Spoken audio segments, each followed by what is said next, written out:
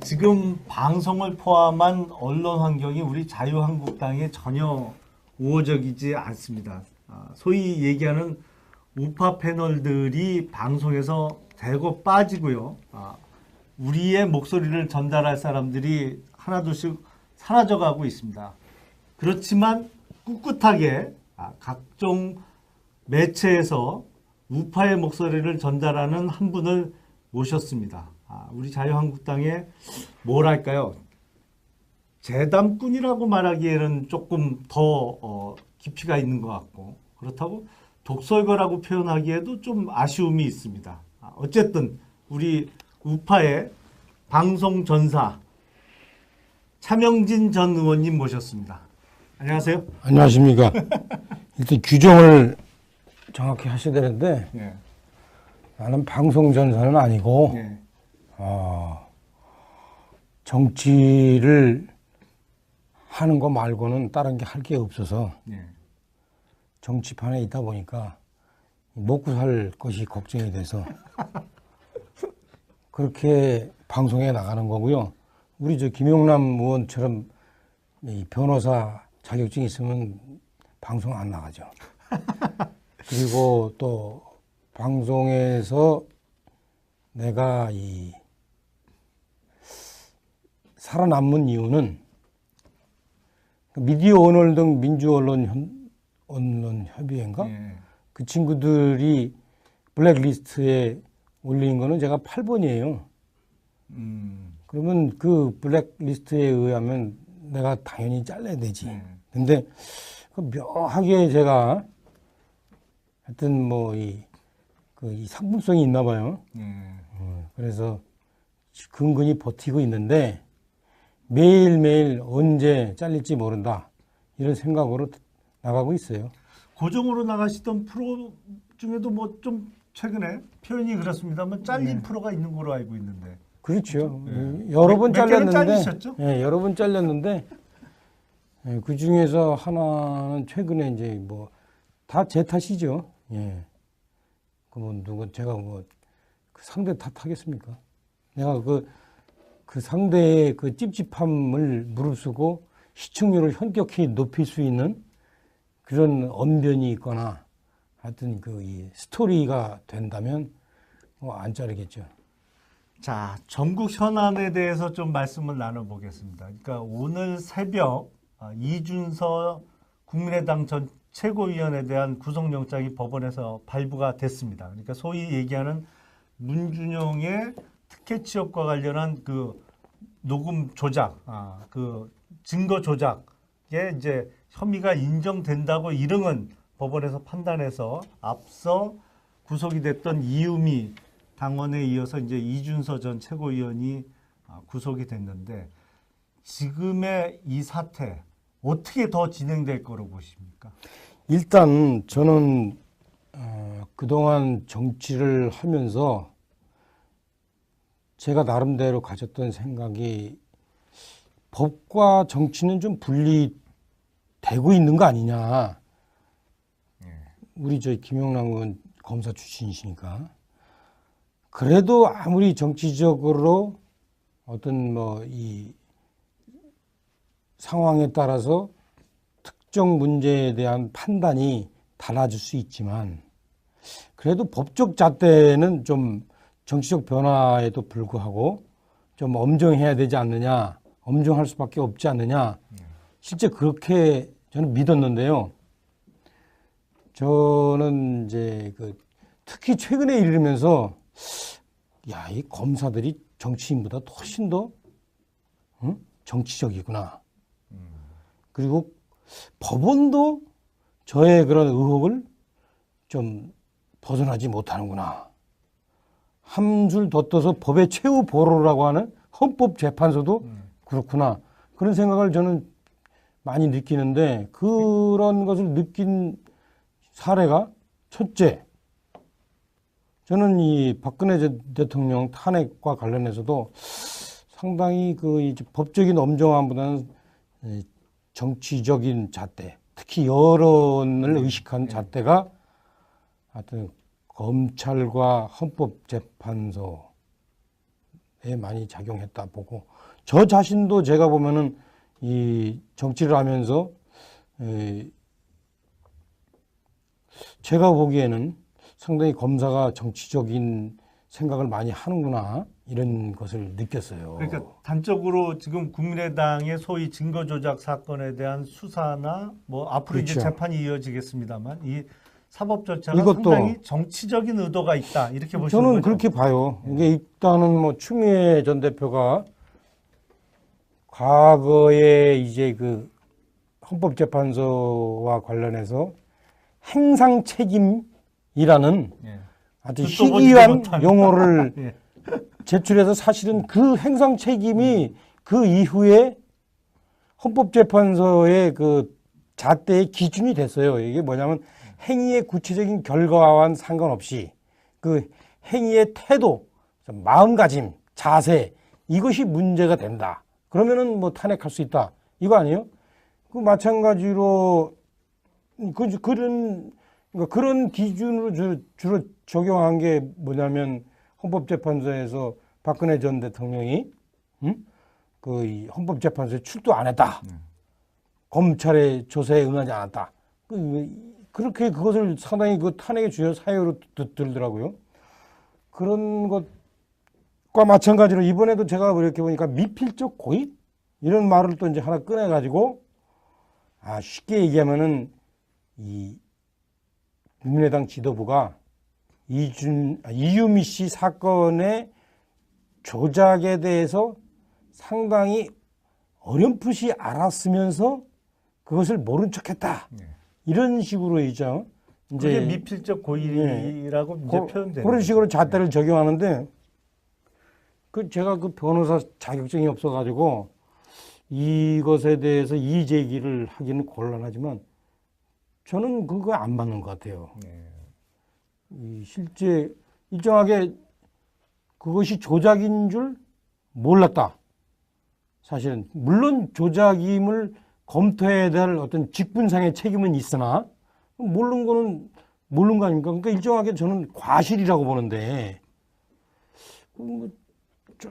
법률 용어 좀 미필적 고의라는 걸 들이대가지고 그것을 앞으로 검찰의 어떤 이것에 대한 수사 책임 이 잣대로 지금 제기하고 있거든요. 이건 상당히 심각한 거죠. 근데 어쨌든 그 녹음을 마치 이제 그 문준용의 파슨스 동기인 것처럼 이유미 씨가 자기 동생하고 이렇게 대화를 주고받으면서 조작을 한 거는 뭐 거의 지금 사실인 것으로 드러나고 있습니다. 그리고 당연히 잘못된 거죠. 사실은 그 증거 조작 사건을 보면서 제가 어떤 기억이 떠올렸냐면 2002년 대통령 선거를 앞두고 그때 김대업이라는 사람이 당시 이해창 후보의 아들 병역 비리와 관련해서 병무청에서 무슨 그거 대책 회의를 했다라고 녹음 파일을 제시를 했는데 나중에 보니까 그게 다 뭐 조작한 녹음 파일이었던 게 드러났습니다. 그래서 2002년 대선에 아픈 기억도 떠올랐고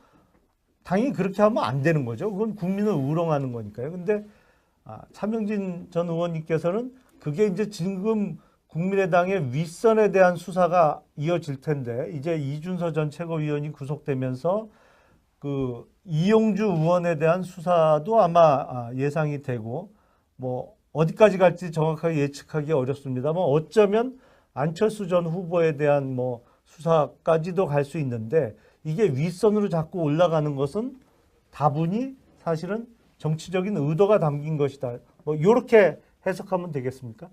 그러니까 이 바보가 난 놓고 기억자 모르는 바보가 자기 집 재산을 팔아버리는 문서에다가 도장을 찍었다고 이게 나쁜 놈이라고 할 수가 없는 거예요. 그러니까 쉽게 얘기하면 국민의당 지도부가 검증 책임은 있으나 검증 책임을 못하고 나 이거 진짜인 줄 알았다 한 것을 마치 그것이 의도가 있었던 것처럼 이유미의 조작에 지시, 공모, 방조를 한 것처럼 하는 것은 완전히 다른 거예요. 이거는 다른 능력의 거예요. 문제다. 예, 그러니까 제가 지금 왜 자꾸 이 얘기를 하냐면은 잘 보세요. 지금 이거는 저는 그런 생각 안 들어요. 지금 박근혜 전 대통령 탄핵과 관련된 사실 그 당시의 여론 이런 것들하고 그 연관된다고 생각 안 들어요? 그다음 박근혜 전 대통령이 최순실 국정농단에 대해서 경계복을 허물어서 상당한 정치적 책임이 있는 건 맞아요. 그리고 그것은 실제 어떤 그 이 탄핵의 결과를 빚었어요. 하지만 최근에 들어가지고 내가 이렇게 보면은 이것을 마치 공모 조작 방조한 것처럼 최순실의 국정농단과 관련해서 해가지고 이걸 법적인 책임을 더 씌우려고 하고 있고 그런 얘기를 현재 지금 아까도 방송 얘기하셨지만 방송에서 대놓고 얘기해요. 그것도 변호사 출신이라는 자들이 저는 이거 안 맞다고 봐요. 예? 그 잣대가 똑같이 나는 이번의 경우 이유미 증거 조작하고도 연관된다고 봐요. 그러니까 지금 우리 김영남 의원도 정신 똑바로 차리고 그 이 문제를 보란 말이에요. 이거에 예? 이 문제가 지금 그들이 지금 이 문제를 바라보는 눈은 정말로 이 사회에 정말 편향된 시각, 정치적 힘에 의해서 객관적 사실도 왜곡하는 그런 시각이 지금 박근혜 전 대통령에 의해서 국민의당에도 적용되고 있는 거예요. 그래서 나는 끊임없이 얘기하는 게, 야, 이미가 조작한 것하고 그 바보스러운 지도부가 그것을 허용한 거하고 그걸 동시하냐, 왜? 마치 지금 국민의당 지도부가 다 같이 공모한 것처럼 무슨 뭐 미필적 고의라는 어려운 범죄적 용어를 들이대가지고 마치 그냥 공범인 것처럼 지금 하고 있잖아요. 그 사회적 여론 조작에 가담하고 있는 거예요. 당신도 지금. 저는 좀 빼주시죠. 저는 뭐 다들 지금 다 그렇게 얘기하고 있어. 내가 보면 자유한국당도 다 그렇게 생각하고 있어요. 그게 그 과거에 저 독일 나치에 해서 독일 나치들이 이런 경우들 있었잖아요. 독일 나치들이 유대인을 처단할 때 그때 카톨릭 교도들이 옆에 있으면서 가만히 있었어. 남의 일이라고 남의 일이라고 생각하면서. 결국에는 유대인이 처벌된 다음에 카톨릭도 당하잖아요. 그러니까 이게 뭐냐, 이 사회 전체에 적용되는 보편 타당한 어떤 그 규범, 그다음에 인간의 기본적인 양심 이런 것에 기초해서 그 사안들을 봐야지 정치적 세가 어느 쪽으로 기우느냐 아니냐에 따라서 이 사안을 보면은 안 돼요. 자, 이제 집권 여당인 민주당과 문재인 정부에서 지금 말씀대로 하면 국민의당 뭐랄까요, 고사작전 내지는 와해작전에 들어간 것 같은데 앞으로의 전국, 그러니까 국민의당이 입지가 흔들리고 있는 이 상황이 앞으로의 전국 운영이 민주당이 주도권을 쥐고 국민의당을 자기 마음대로 이렇게 좀 어떻게 끌어당기는 카드로 지금 증거조작 사건을 이용해서 끌고 갈 거다. 아니면 국민의당이 오히려 어떤 야성을 더 강화해서 자유한국당을 중심으로 한 야당의 체제에 합류해서 민주당의 어떤 그 패권주의와 더 맞서게 될 거다. 가능성 두 개 중에 어느 쪽이 더 높다고 보십니까? 일단은 현재 이 국민의당 유미 조작 사건과 관련돼서 여당 청와대와 더불어민주당의 자세를 우리가 분명히 이해해야 될 필요가 있는데 일각에서 이런 생각을 해요. 국민의당을 이런 식으로 일단은 옆구리를 치면서 그 다음에 국민의당과의 어떤 그 타협을 끌어내서 일정하게 이 과반수를 넘겨서 국회 어떤 입법과 예산을 처리해서 이후 국정 운영에 도움이 되도록 하려는 거 아니냐. 근데 이건 틀렸어요. 이건 정치의 본질을 모르는 얘기예요. 그건 아니다. 절대 아닙니다. 이게 절대 뭐냐. 민주당은 계속 국민의당 고사작전으로 갈 거예요. 그래서 국민의당의 벽을 허물러서 자신들이 어떤 식으로든 그 과반을 획득하는 그런 식으로 가지 국민의당의 존재를 살려주면서 협치를 해낸다? 이거는 있을 수 없어요. 그거는 정치의 기본을 모르는 거예요. 왜? 살려두면 나중에 국민의당은 어떻게 해서든지 자기 존재의 가치를 어떤 확인하려고 할 것이고, 그렇죠? 그래야만 선거에서 또 다음에 지방선거 등에서 자신들이 표를 얻고, 그리고 그 다음 수순으로 민주당이 여당이 기울어지면 기울어질수록 그 표가 어디로 가겠어요, 지금은. 자유한국당으로 안 와요. 바른정당으로도 안 와요. 국민의당으로 간단 말이에요. 그런 생각하기 때문에 국민의당은 절대 민주당 이중대를 하지 않으려고 할 거예요. 아, 마찬가지로 더민주당도 절대 국민의당을 이중대로 살려두려고 하지 않을 거예요. 그래서 계속 이제 이 건을 계기로 해서 더민주당과 여당은 이제 국민의당을 압박할 겁니다. 압박할 거고. 그렇게 보시는군요. 예.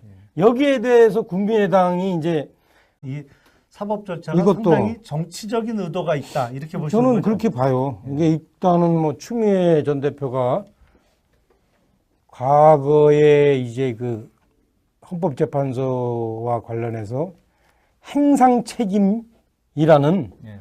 아주 듣도 보지도 희귀한 못한. 용어를 예. 제출해서 사실은 그 행상 책임이 그 이후에 헌법재판소의 그 잣대의 기준이 됐어요. 이게 뭐냐면 행위의 구체적인 결과와는 상관없이 그 행위의 태도, 마음가짐, 자세 이것이 문제가 된다. 그러면은 뭐 탄핵할 수 있다. 이거 아니에요? 그 마찬가지로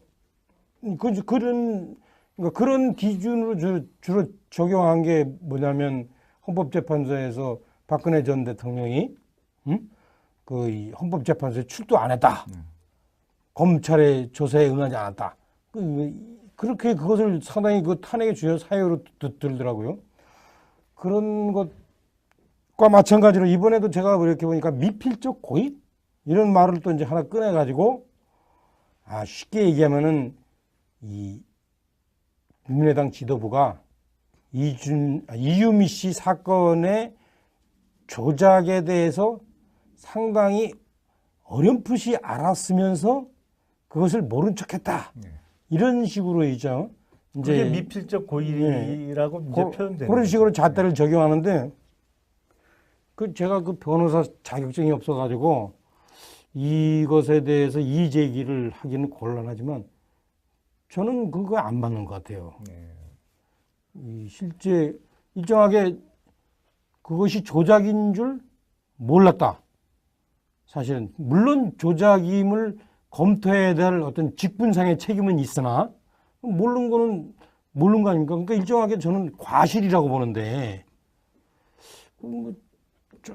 법률 용어 좀 미필적 고의라는 걸 들이대가지고 그것을 앞으로 검찰의 어떤 이것에 대한 수사 책임 이 잣대로 지금 제기하고 있거든요. 이건 상당히 심각한 거죠. 근데 어쨌든 그 녹음을 마치 이제 그 문준영의 파슨스 동기인 것처럼 이유미 씨가 자기 동생하고 이렇게 대화를 주고받으면서 조작을 한 거는 뭐 거의 지금 사실인 것으로 드러나고 있습니다. 그리고 당연히 잘못된 거죠. 사실은 그 증거 조작 지금 방송을 포함한 언론 환경이 우리 자유한국당에 전혀 우호적이지 않습니다. 소위 얘기하는 우파 패널들이 방송에서 대거 빠지고요. 우리의 목소리를 전달할 사람들이 하나둘씩 사라져가고 있습니다. 그렇지만 꿋꿋하게 각종 매체에서 우파의 목소리를 전달하는 한 분을 모셨습니다. 우리 자유한국당의 뭐랄까요? 재담꾼이라고 말하기에는 조금 더 깊이가 있는 것 같고 그렇다고 독설가라고 표현하기에도 좀 아쉬움이 있습니다. 어쨌든 우리 우파의 방송 전사 차명진 전 의원님 모셨습니다. 안녕하세요. 안녕하십니까. 일단 규정을 정확히 하셔야 되는데 네. 나는 방송 전사는 아니고 네. 정치를 하는 거 말고는 다른 게 할 게 없어서 네. 정치판에 있다 보니까 먹고 살 것이 걱정이 돼서 그렇게 방송에 나가는 거고요. 우리 김용남 의원처럼 이 변호사 자격증이 있으면 방송 안 나가죠. 그리고 또 방송에서 내가 이 살아남은 이유는 미디어 오늘 등 언론 협의회인가? 네. 그 친구들이 블랙리스트에 올린 거는 제가 8번이에요. 그러면 그 블랙리스트에 의하면 내가 당연히 잘라야 되지. 근데 그 묘하게 제가 하여튼 뭐 이 상품성이 있나 봐요. 그래서 근근히 버티고 있는데 매일매일 언제 잘릴지 모른다. 이런 생각으로 나가고 있어요. 고정으로 나가시던 프로 중에도 뭐 좀 최근에 표현이 그렇습니다만 잘린 프로가 있는 걸로 알고 있는데. 그렇죠. 예. 여러 번 몇 개는 잘렸는데, 잘리셨죠? 예, 여러 번 잘렸는데, 예, 그 중에서 하나는 최근에 이제 뭐 다 제 탓이죠. 예. 그 뭐 제가 뭐 그 상대 탓하겠습니까? 내가 그 상대의 그 찝찝함을 무릅쓰고 시청률을 현격히 높일 수 있는 그런 언변이 있거나 하여튼 이 스토리가 된다면 건을 보면서 제가 어떤 기억이 떠올렸냐면 2002년 대통령 선거를 앞두고 그때 김대업이라는 사람이 당시 이해창 후보의 아들 병역 비리와 관련해서 병무청에서 무슨 그거 대책 회의를 했다라고 녹음 파일을 제시를 했는데 나중에 보니까 그게 다 뭐 조작한 녹음 파일이었던 게 드러났습니다. 그래서 2002년 대선의 아픈 기억도 떠올랐고 당연히 그렇게 하면 안 되는 거죠. 그건 국민을 우롱하는 거니까요. 근데 차명진 전 의원님께서는 그게 이제 지금 국민의당의 윗선에 대한 수사가 이어질 텐데 이제 이준서 전 최고위원이 구속되면서 그 이용주 의원에 대한 수사도 아마 예상이 되고 뭐 어디까지 갈지 정확하게 예측하기 어렵습니다만 어쩌면 안철수 전 후보에 대한 뭐 수사까지도 갈 수 있는데 이게 윗선으로 자꾸 올라가는 것은 다분히 사실은 정치적인 의도가 담긴 것이다. 뭐 이렇게 해석하면 되겠습니까? 그러니까 이 바보가 난 놓고 기억자 모르는 바보가 응?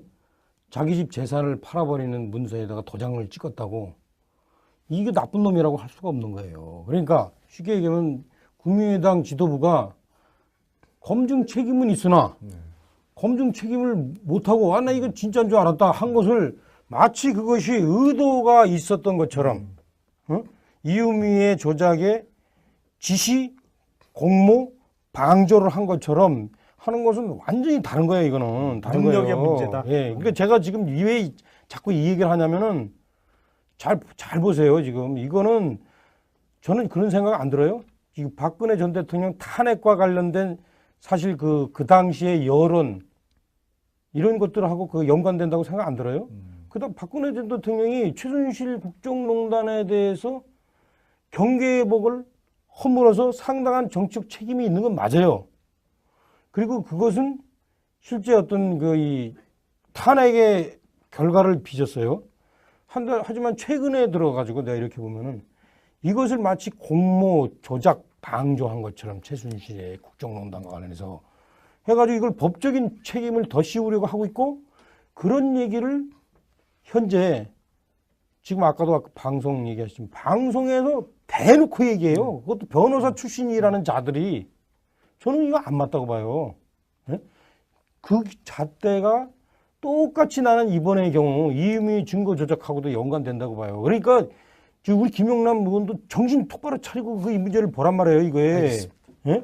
이 문제가 지금 그들이 지금 이 문제를 바라보는 눈은 정말로 이 사회에 정말 편향된 시각, 정치적 힘에 의해서 객관적 사실도 왜곡하는 그런 시각이 지금 박근혜 전 대통령에 의해서 국민의당에도 적용되고 있는 거예요. 그래서 나는 끊임없이 얘기하는 게, 야, 이미가 조작한 것하고 그 바보스러운 지도부가 그것을 허용한 거하고 그걸 동시하냐, 왜? 마치 지금 국민의당 지도부가 다 같이 공모한 것처럼 무슨 뭐 미필적 고의라는 어려운 범죄적 용어를 들이대가지고 마치 그냥 공범인 것처럼 지금 하고 있잖아요. 그 사회적 여론 조작에 가담하고 있는 거예요. 당신도 지금. 저는 좀 빼주시죠. 저는 뭐 다들 지금 다 그렇게 얘기하고 있어. 내가 보면 자유한국당도 다 그렇게 생각하고 있어요. 그게 그 과거에 저 독일 나치에 해서 독일 나치들이 이런 경우들 있었잖아요. 독일 나치들이 유대인을 처단할 때 그때 카톨릭 교도들이 옆에 있으면서 가만히 있었어. 남의 일이라고 생각. 남의 일이라고 생각하면서. 결국에는 유대인이 처벌된 다음에 카톨릭도 당하잖아요.